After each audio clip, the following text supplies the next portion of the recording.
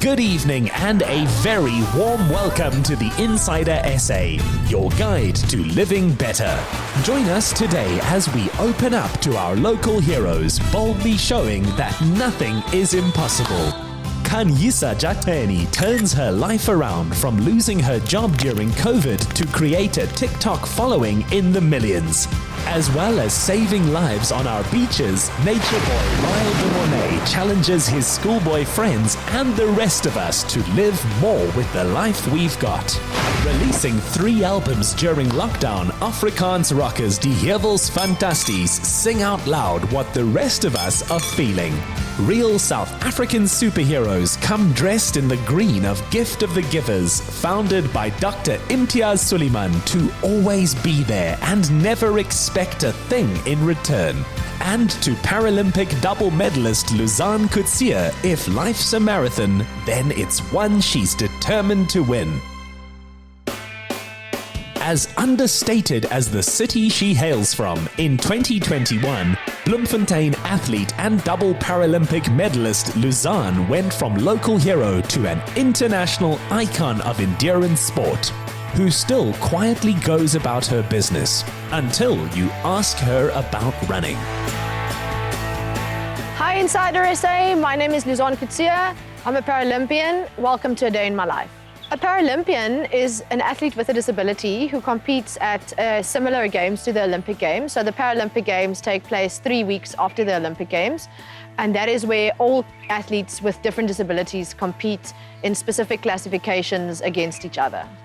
I have an eye condition, Leber's amaurosis. That means that both my parents were carriers of a specific gene that caused my retinas not to develop properly. So I've been visually impaired since birth.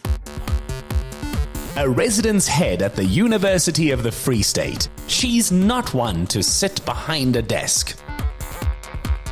I actually discovered my love for running by accident by competing in a university track meet that was specifically there for first years. And I met a coach a little while after that who actually said to me I should consider running longer distances. In 2013, I did my first national championships. There I qualified for my first world championships. So for my marathon training, I train with Klaus, and for my track training and my speed work, I run with Erasmus. Because it's such different disciplines, I need to use 2 people for the different sessions. There are a few rules that apply. So one specific rule is that when you're running a race, the guide is not allowed to pull me at any point in the race. If he's pulling me, that means he's kind of helping me. No, so for me, running next to someone is actually a privilege in the sense that they have to listen to my stories. Me and Louzanne is connected, and she and Estienne is connected with DSTV when we run. So she can't run away, she has to laugh at my jokes and that kind of thing. One of the more technical things about running with someone next to someone connected is that you can't let go of DSTV. Because if you do in a race, whether it's track or road, then you can get disqualified. So it's quite important to hang on to this.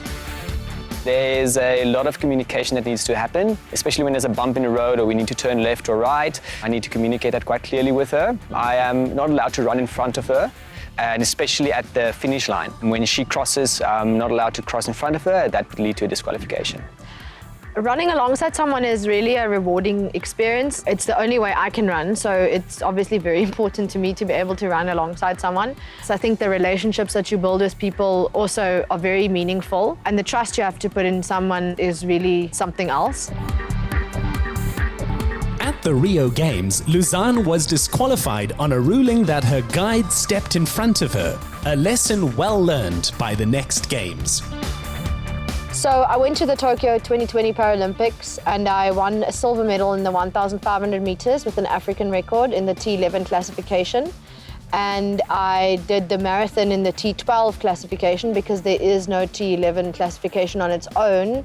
However, I won a bronze medal in the race and I broke the world record for the T11 classification within the bigger race. So winning the 2 Tokyo Paralympics 2020 medals was really a great privilege for me. It was my first big medals at a big international event, and I've been running internationally for 8 years now, so both of them were very meaningful. I remember when we were walking out onto the podium, Estienne said to me, "You're now a Paralympic silver medalist and no one can take that away from you." And I think it was a very, very special moment, which I find quite difficult to describe. I've really raced 2 or 3 tough marathons in the past. My debut marathon was the Soweto Marathon, and it was really a difficult debut, and I struggled through that race, and then I had an ITB injury when I raced in 2019. So the marathon medal was meaningful in that way, and in the way that, like, I've known Klaus for 5 years, and for 5 years he's been saying to me, I wish a marathon for you one day where everything just falls into place, because those marathons are great marathons, and it actually happened in Tokyo.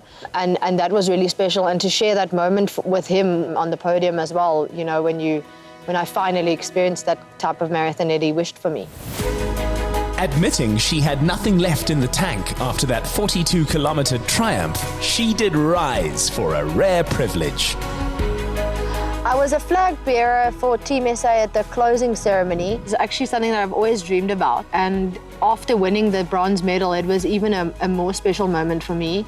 I really enjoyed it, and it was very exciting for me to be a flag bearer for Team SA, and it was such an honor taking that flag out for the country. And after 8 years of competing internationally and then winning a medal and doing the flag bearing on the same day, it was really a big honor for me. Raised by her parents to become a strong, independent, resolute woman, Louzanne's mission is that her story will now offer hope to any who need it. Get more of the Insider SA online. Follow, connect, engage, and be inspired to live better with the Insider SA. Watch the show Monday evenings at 5:30. Repeat Saturday at 1 on S3.